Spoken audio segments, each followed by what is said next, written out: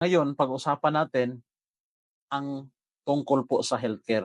Bakit kailangan nating pag-usapan ito? Kasi napakahalaga po ng healthcare. Bakit? Alam mo ba, kapag nagkasakit tayo, kapag na-hospitalize tayo, kapag may major tayong karamdaman, ito po ang number one cause of bankruptcy, lalo na sa mga Pilipino kasi hindi natin kino-consider ang healthcare. So ngayon, i-consider natin ito, part ito sa financial planning para maiwasan mo ang financial disaster. So, kailangan nating maintindihan na mayroong dalawang uri ang healthcare. Mayroong short-term healthcare at saka long-term healthcare. Ano ba itong short-term healthcare? Ang short-term healthcare, ito po yung HMO mo sa company. Habang nagtatrabaho ka, may benefit ka, may HMO ka. Pero alam mo ba, the moment you retire, mawala yung short-term healthcare mo. The moment na alis ka sa kampanya, wala ka ng healthcare. So alam mo ba, kapag retired ka na, mas need na natin yung hospitalization, mas kailangan na natin ang healthcare kasi doon nalalabas yung mga karamdaman natin. Kung short-term healthcare lang, ang meron ka, yung benefit mo as an employee, mawala na yan in retirement. Kaya napakahalaga na i-consider natin ang long-term healthcare. Bakit natin i-consider? Kasi ang long-term healthcare, magagamit mo ito ngayon during your employment years, during your productive years, at magagamit mo rin ito beyond retirement. Yan po ang kagandahan ng long-term healthcare. Magagamit mo beyond 61. Yan, beyond retirement. Magagamit mo ang long-term healthcare. So, napakalaga i-consider natin ang financial planning. Dapat complete ang ating financial plan. Bakit kailangan nating i-complete? Kasi tatlo lang ang pwedeng mangyari sa atin. Pwede tayong magkasakit, pwede tayong kunin ni Lord ng maaga, pwede din tayong mabuhay ng matagal. Yan lang ang pwedeng mangyari sa atin.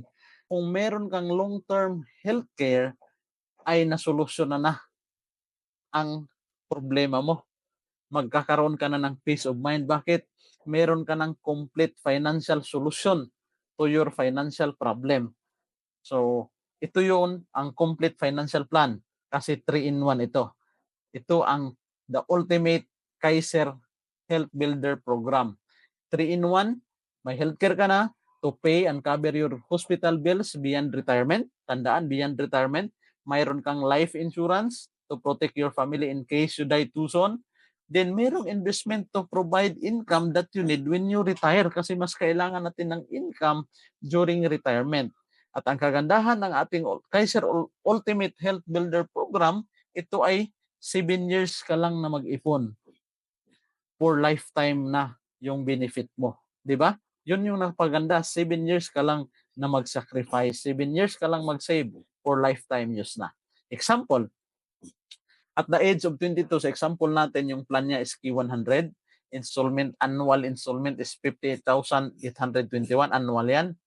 Pwedeng monthly, 5882. Pwedeng quarterly, pwedeng semi-annual. Kapag annual ang mode of payment, discounted ka ng 2 months o naka-discount ka na ng 11,000. So ang contract price, 411,750 lang po yan sa loob ng 7 years. So dito sa example natin at the age of 22, nagsimula siyang mag-save. Ano yung savings program niya? Itong plan na K100 plan, nagsisave siya ng 58,821 annual. So 7 years lang na siya nagsisave. After 7 years, hindi ka na magsisave. No? Tumutubo na yung pera mo.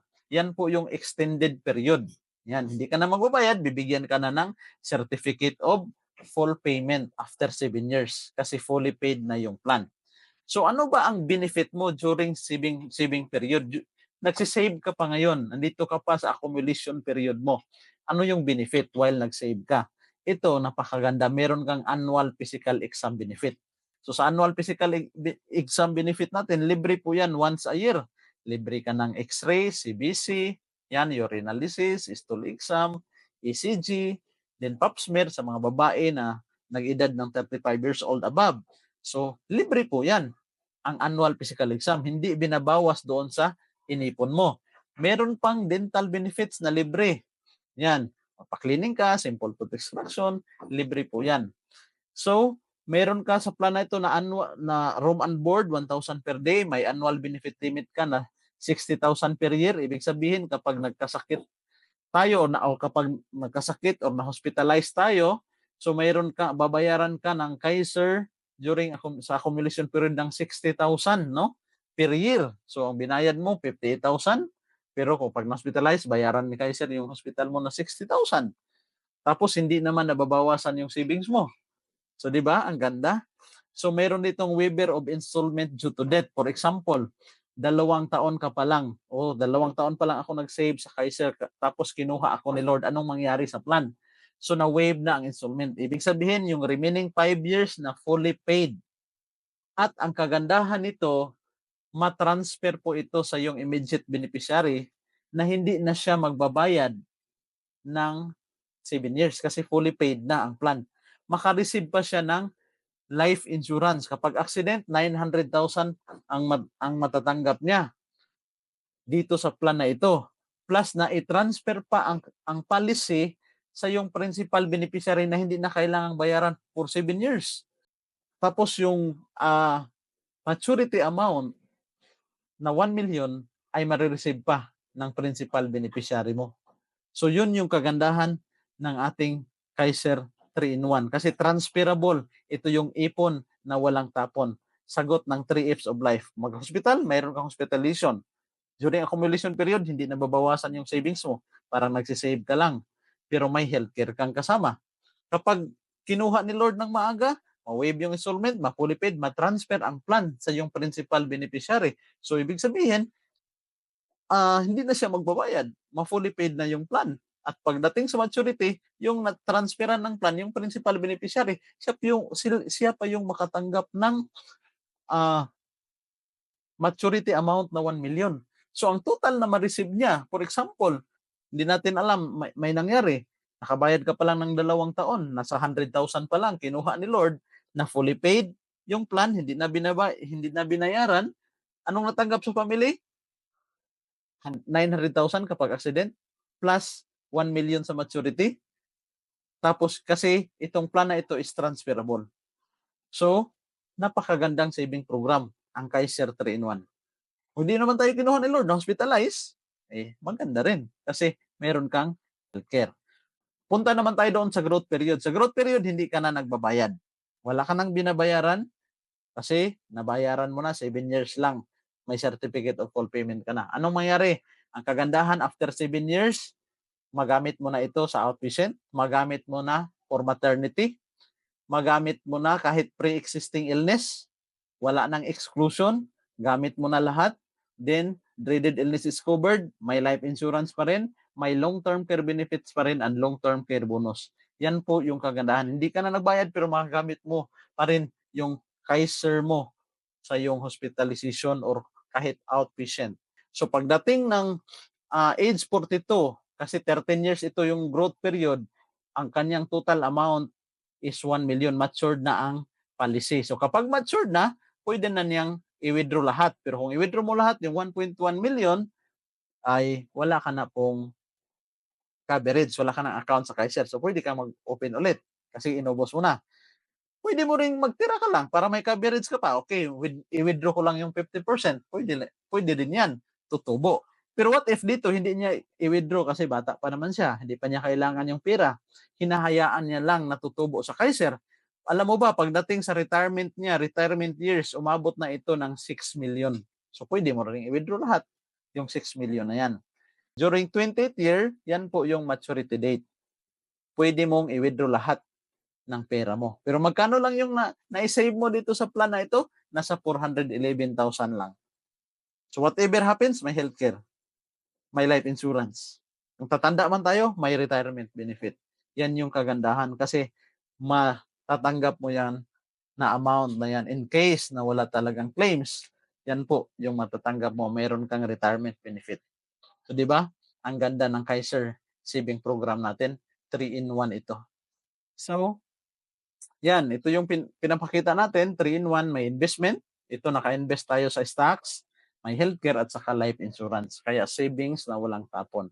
Para ka lang nagsisave. Kasi kung nakafocus ka lang sa investment, walang healthcare at walang life insurance, kapag nagkasakit tayo, may binta lang naman lahat ng investment natin. So sayang lang yan. Kapag kunin tayo ni Lord, meron pang life insurance at transferable pa ang ating policy, ang ating Kaiser plan. Kaya ito yung savings na walang tapon. So ito yung kagandahan natin kasi meron tayong sariling medical center or clinic, no? Ito po, nakita natin sa screen, sa Makati, North EDSA, SM North, sa Robinson, sa Manila, yan, sa Cavite, nakalagay sa ating screen yung mga Kaiser Medical Center. Meron talaga tayong Kaiser Medical Center. So aside sa ating Kaiser Medical Center, ang kagandahan ng Kaiser because accredited natin ang mga primary hospital, mga malalaking hospital sa Pilipinas. Hindi lang natin mailagay dito lahat, no? Pero ito 'yon. Asian Hospital yan, cover yan. Philippine Children's Medical Center, Philippine Heart Center, Lung Center of the Philippines, mga malalaking hospital talaga. St. Luke's, cover din yan. Accredited yung St. Luke's. Punta naman tayo sa Cebu, Chonghua, UCMed, Adventist Hospital, yan. Sa Mindanao, Bangsamoro Doctors Hospital, sa Ormoc, meron din. So, hindi lang natin Zamboanga, sa Davao. So, hindi lang natin mailagay lahat ng accredited natin pero makita natin sa website natin ang lahat ng accredited na private hospitals natin. So, mga major hospital, mga malaking hospital, mga makagaling na doktor, yan po yung mga kapartner natin, accredited po ng Kaiser. Yan sila. So, dito sa Surigao, yan, Surigao Doctors Hospital. Yan. So ito sample ng Kaiser payouts and claims. So sila Julius Babaw, isa rin sila po sa client ng Kaiser at ngayon nakapag-receive na sila ng kanilang maturity. Yan. Ito kasama natin from Masbate, si Reggie Tulod, nakatanggap na rin ng kanyang maturity benefit noong November 27, 2024. Yan, ito yung sample ng certificate of full payment. Ang nangyari kasi dito is namatay yung kanyang husband. 3 years pa lang silang nag-save ng Kaiser pero ang kagandahan, na i-transfer yung policy sa kanya na fully paid na. May certificate of full payment. Yan. Ito po yan. Nag-claim. Pumunta kami sa main office natin sa Kaiser para mag-claim sa kanyang benefit. Na-transfer. Ang nangyari dito, 3 years pa lang sila, ang kanyang husband naghuhulog, kinuha ni Lord, di natin alam, pre-existing pa nga yung cause of death noon, pero kasi lumagpas na siya ng contestability period na 2 years, kaya binayaran sa Kaiser. So na-waive ang installment, na fully paid, nabigyan sila ng certificate of full payment, na i-transfer ang plan, naka-receive pa sila ng money, insurance money, tapos sa maturity sila pa yung mag-harvest. Yan po yung kagandahan ng Kaiser 3-in-1. So kung interested ka, mag-message ka lang sa akin dito. Ito po yung official Facebook account ko po. Pwede kang mag-message yan para ma-guide kita at maipaliwanagan ka kung meron kang mga katanungan. God bless everyone.